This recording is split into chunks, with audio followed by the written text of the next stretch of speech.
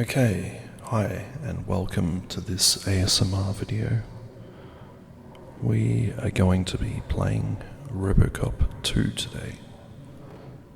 And if you like this video, please like, share, subscribe, and we'll have a very enjoyable time playing this game. We play through the whole game, and you can watch it all in one go, or you can come back and watch it in progress.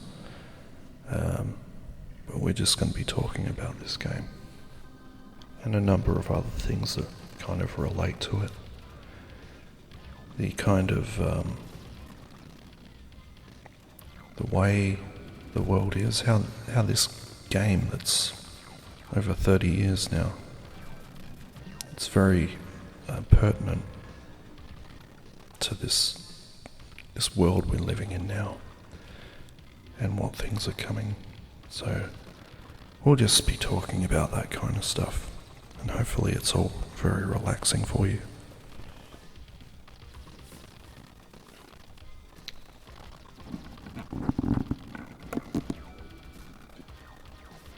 This game came out, I think, in 1990 or 1991. It is an adaptation of the film Robocop 2, which came out in 1990, if I remember correctly. It's a very, very brutal film, very violent, and I've only seen it twice because it is pretty graphic and disturbing, and it features a lot of drug use, and the whole thing's centered on this villain or a group of villains who deal in drugs. Kane is the lead guy. It's been a while since I've seen this film, but I don't think the game has much to do with the storyline of the film. Well, we'll see. So I played this game. I'm talking over the recording, and it was very enjoyable, very, very cool. More so than the first Robocop arcade game. This one, it was a bit easier, I'd say. And the graphics were a bit better, I think. And you are larger, you're a bigger character. The characters are bigger, that's what I'm trying to say. So these arcade machines, or these, they always did movie or game adaptations of films, and they were pretty big in the 1980s. You'd see an arcade machine for most movies, most big movies. Not sure if there's a Die Hard. There's a Die Hard trilogy for PlayStation, but I'm not sure if there's an actual arcade game, which would be pretty interesting. And so what I've been doing is there's this, instead of you can play all these games straight from the internet. There's a web page that has all these arcade games. You just have to connect a controller and you're set. These villains are quite crazy. They've all got chainsaws, and I think some of them are mutants. They must have fallen into a barrel of toxic waste or something, as was the method of turning into a villain back in the 80s.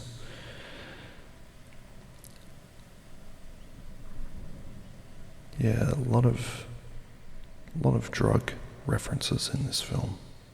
It's based, I guess the criminals are all running this really powerful new drug that they're all taking. And there was kids who were selling it, as is like in real life. And now we're in an arcade, and people are throwing machines at us. So this is kind of what it looked like if you're not sure. But now we've got villains like Hulk Hogan trying to kill us.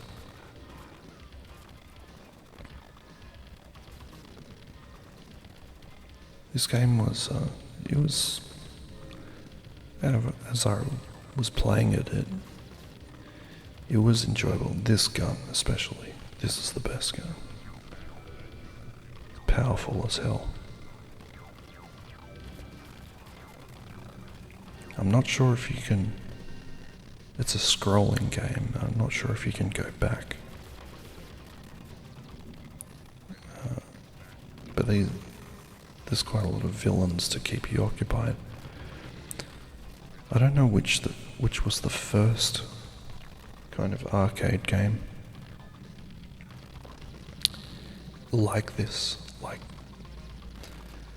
I know there was a few Ninja Turtles games that were quite successful, and they kind of paved the way. Like every game was kind of looked like this. Now we're versing, I don't know if it is Kane or just this guy in an Iron Man suit flying around shooting at us. But it's weird that the technology that was in these films about 30 years ago is now coming to fruition, and what we're kind of using in our day-to-day lives. And I've just noticed, well, you do notice when watching the news and whatnot, especially here in Australia. I'm not sure if the crime is going up or if they're just reporting on it more, but a lot of youth crime and a lot of vicious attacks. Well, we killed that guy. Okay. Well, he managed to escape just as we blew up his machine.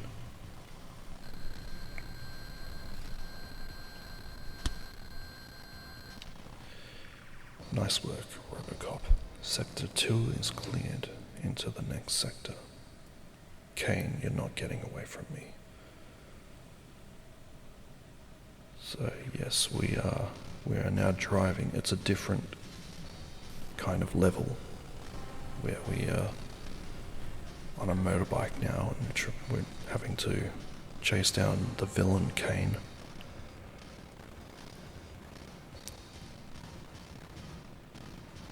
And so either they were scrolling games or they were games that looked like this, mostly driving games.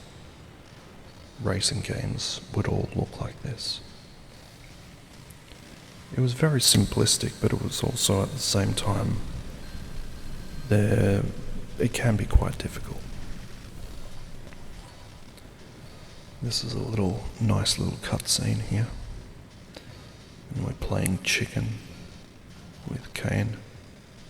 Robocop jumps off his motorcycle, flies through.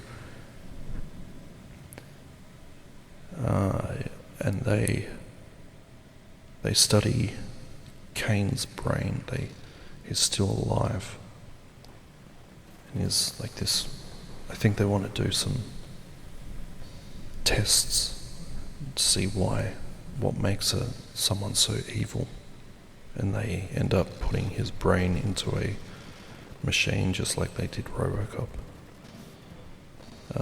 Robocop was, at least he had most of his body. I haven't seen the remake, and I don't intend to, because it was what makes Robocop such a great film is that it was of its time, and the style of it was just perfect, and it just was unapologetic for its brutality. The second film was directed by Irvin Kershner, who did The Empire Strikes Back, which is my favourite Star Wars film. And you can kind of... he didn't make that many films, but the ones he did were interesting. It was weird that he chose to do this film. And now, what the fuck? These are like zombies from, what is it, Tarman from Return of the Living Dead. This is pretty cool, killing these slimy bastards.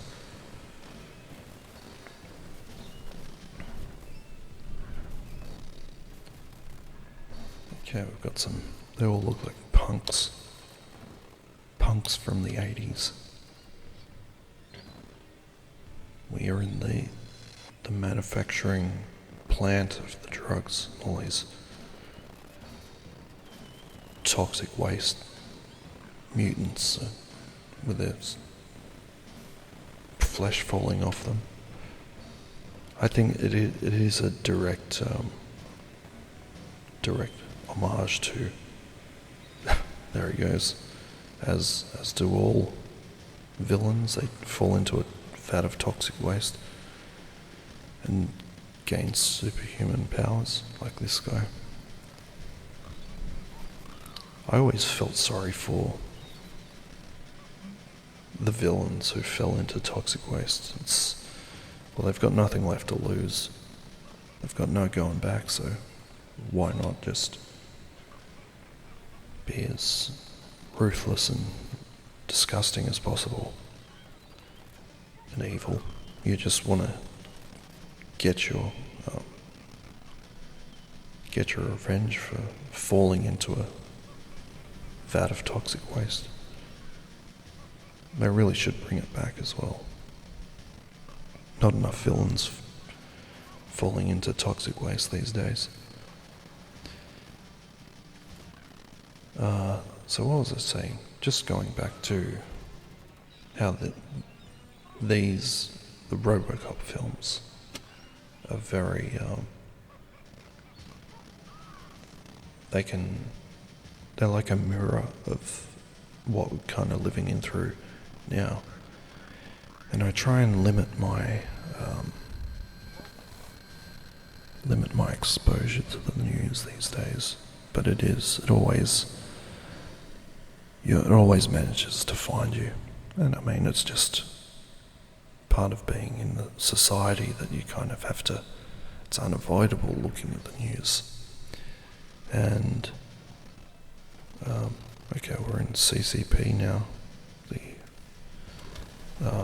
headquarters of the police in New Detroit. There's a lot of characters in this game that weren't in the movie, obviously. But I really love just looking at the design, the level and design of the levels and everything. It's really cool. It just takes you back to a simpler time. And here we are with the former Robocops. We've got Ed 209, which always scared the shit out of me. Partly because of Phil Tippett's animation style and just the design and the sound that it made. And of course, Kenny's death from the first film is both hilarious and disgusting. You can see in the background they've got the other Robocop prototypes. The first Robocops that they tried to make were absolute failures.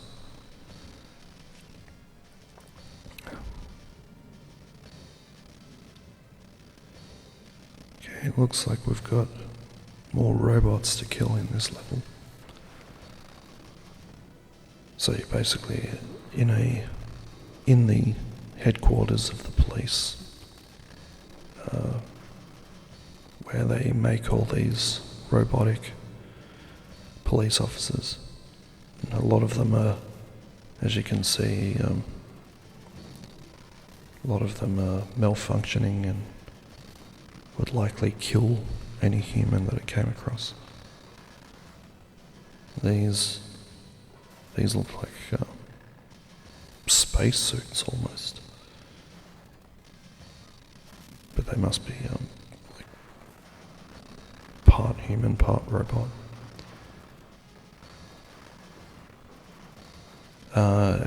I keep getting off track, but I was talking about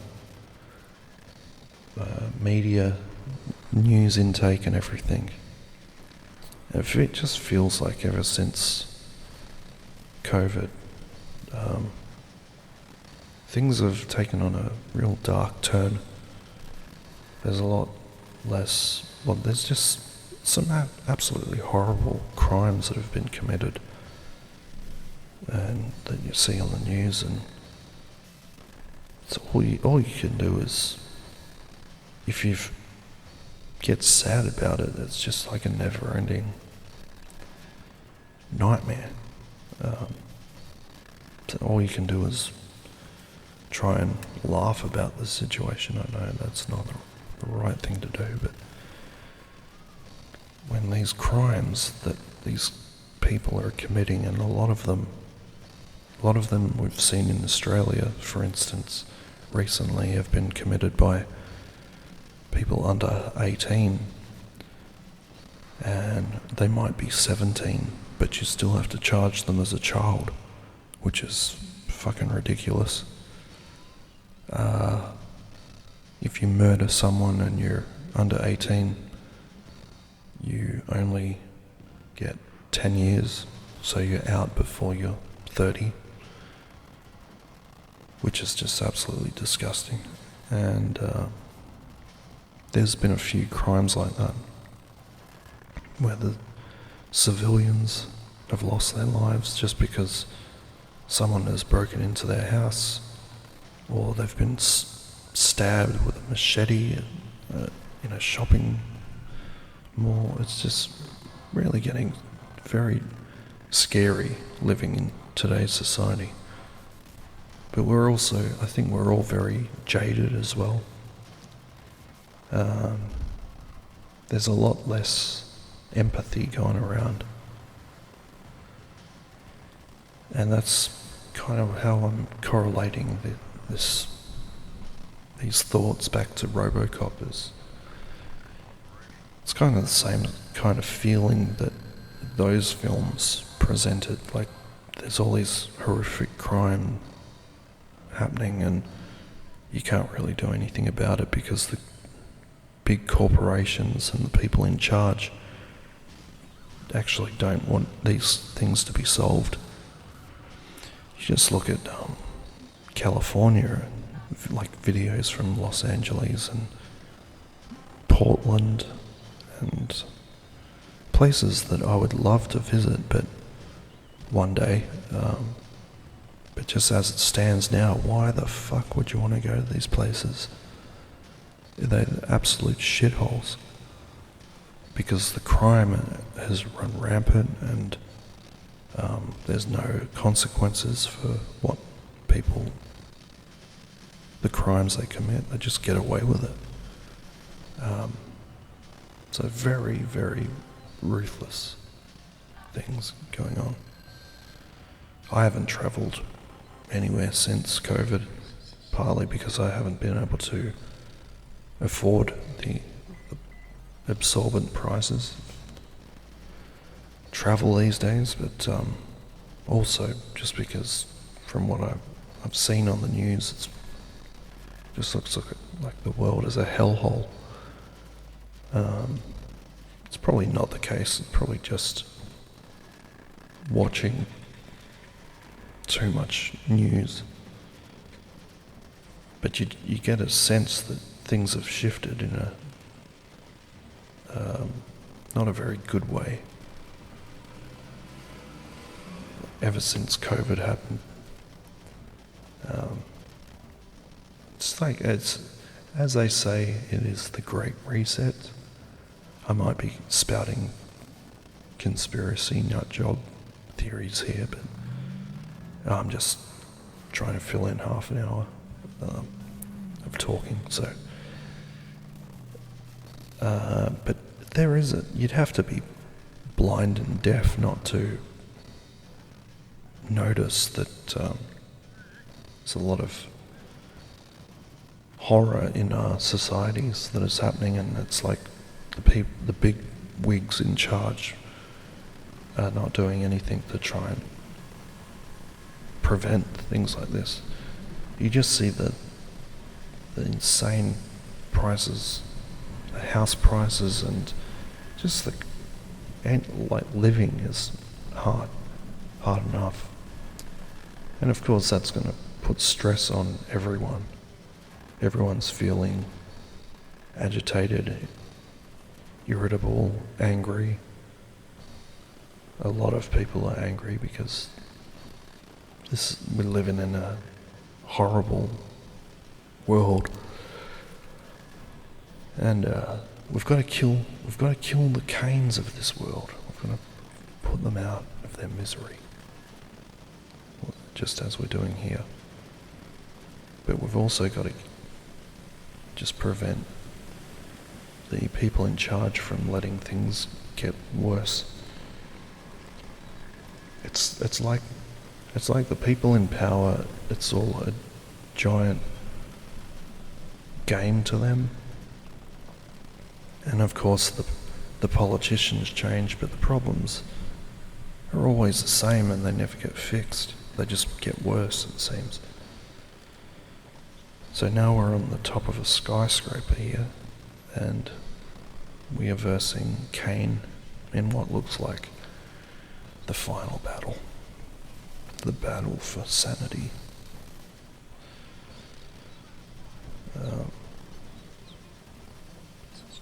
A large thing of what makes Robocop such, well, the first two films anyway. I can't remember the third one. I only remember it was bad, and they didn't have Peter Weller as Murphy, which is of course a huge part of what makes Robocop great. Peter Weller is just, it's an amazing actor.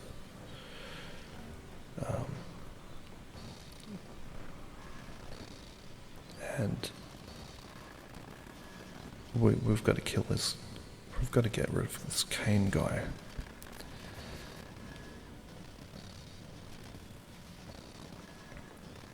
He's just this huge, towering monster of cybernetic fury.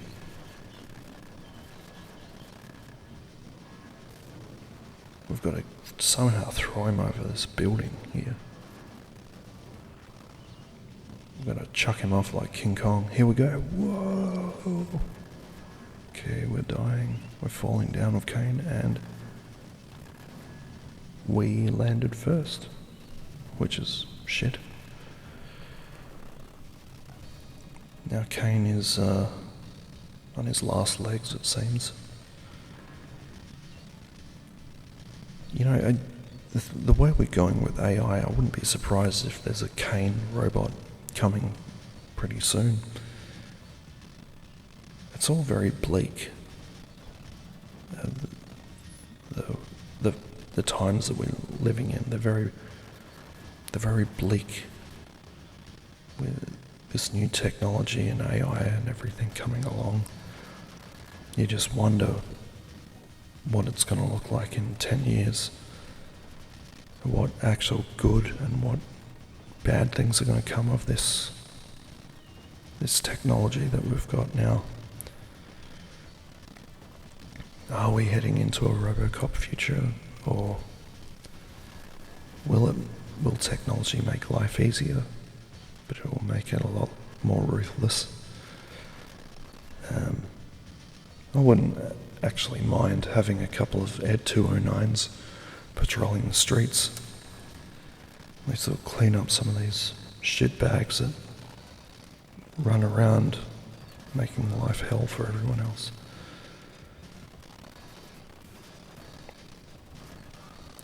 My voice is very gravelly at the moment. I haven't had a drink in a while, and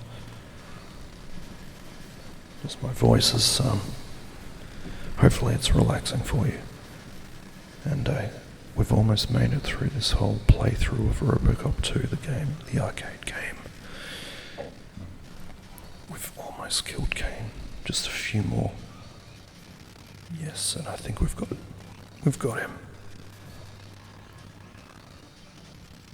I was expecting an explosion or something.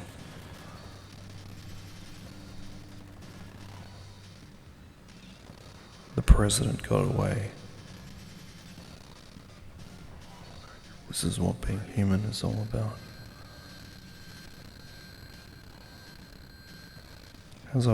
There we go. I can't remember the actual ending of Robocop 2. Maybe we'll have to just look back and see what happened, but although Kane fell off the building in the game, I think he should have exploded or something. That's always a good way to kill off a detestable villain. Just burn the hell out of him. Okay, so thank you very much for watching this video and sticking through it to the end.